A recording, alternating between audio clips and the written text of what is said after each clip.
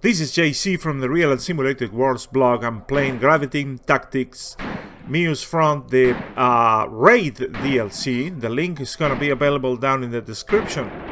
So I am now in a in a relatively quiet part of the front.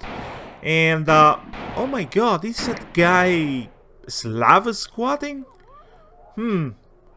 Watch for that guy, he's a double agent. Anyway, I was about this video. I am right now in the middle of a battle, somewhere not relevant into this overall raid.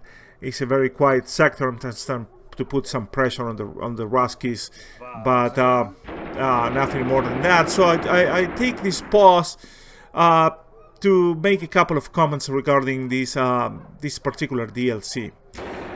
First thing, as you know, Graviteam usually sizes their DLCs or their scenarios or their campaigns to very well defined and relatively confined portions of the entire front of operation or something like that. And that's a very positive characteristic from Graviteam. They don't try to sell you, some grandiose view of the battlefield.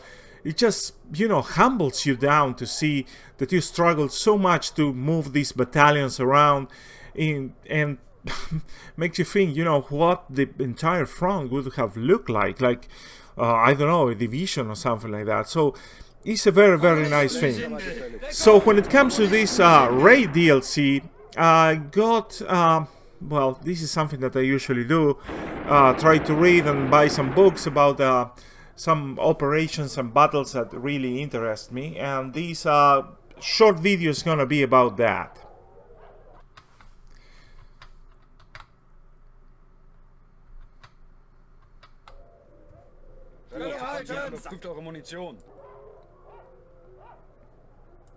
First things first, the battle shown in the Raid DLC was a raid of sorts. It was a raid that was kind of assigned to Joachim Piper, and he was given a reinforced battalion. So I went out to take a look at different books that may show this battle, and I found two that may be of your interest, and I'm going to share the links with you in the description of the video and show you some preview and make some comments about these very good books. So the first thing is I want to make clear that I'm not a big fan of this Piper guy.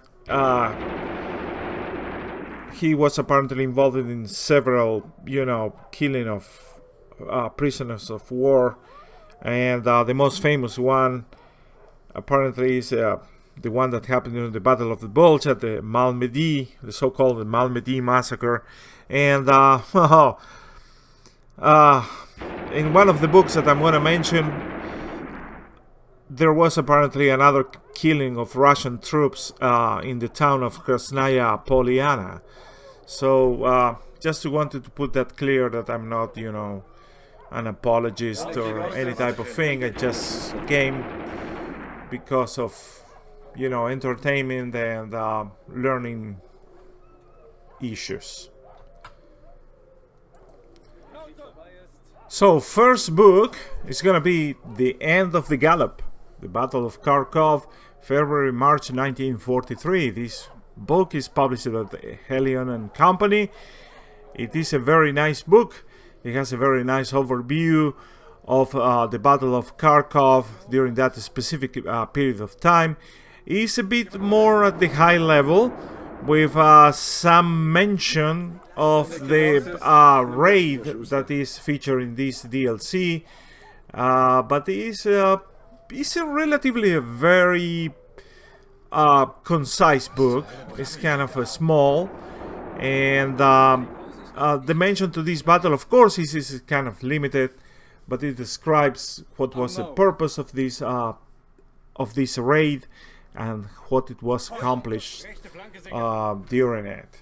So a very nice book. It's relatively cheap, and it's a very good addition into my library right now. The second book is Last Victory in Russia by George Nipe. This book really blows my mind. I know this author from another book that was recommended to me by a blog reader, and this one is just no different. It's really very focused on the SS Panzer Corps, and this particular operation, but Commander Piper has a very good mention in pages 214. Oh wait, I have the book right here. Let me open because I have a very bad memory. Pages 117. There is particularly 2 pages that deal exactly with this raid, and it's kind of not detailed to the last man, but the action is followed quite nicely in that book. I highly recommend that.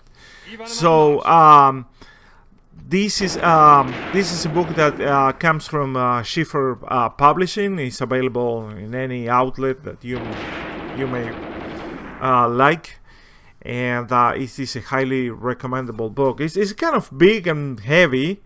It's not a book that you will take to your sofa or you will take a nap with the book on top of you, or trying to read it while going to sleep, because it's kind of really very not very, but it's big and it's heavy, because the printing quality is absolutely superb.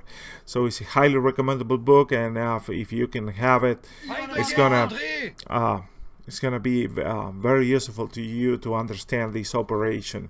And well, after reading this book, you will be left with some want for other operations. So if Graviteam is seeing this video, oh my god, please carry on. This is a very interesting battle, and it was a very fluid one, and I really looking forward to see some more.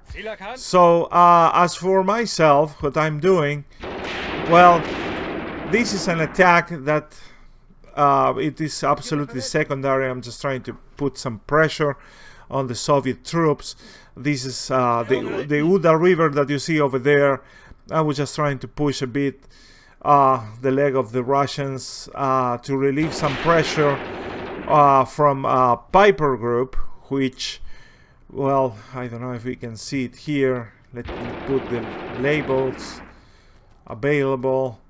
I do believe that Krasnaya Poliana, it is, yeah, here it is. This is the town, and Piper and his troopers are mostly gone. They have used this main road, and a few minutes ago, not a few minutes simulated time, I had a battle around this area and beyond, which we cannot access right now. So I'm just trying to put some pressure on them, and to be honest, after reading this book that I'm showing right there, I am thinking, yeah, maybe I need to restart this, because it is a raid, and I was so much concerned about lines of communications and keeping my supply lines open. Well, apparently this thing was over in just one day, and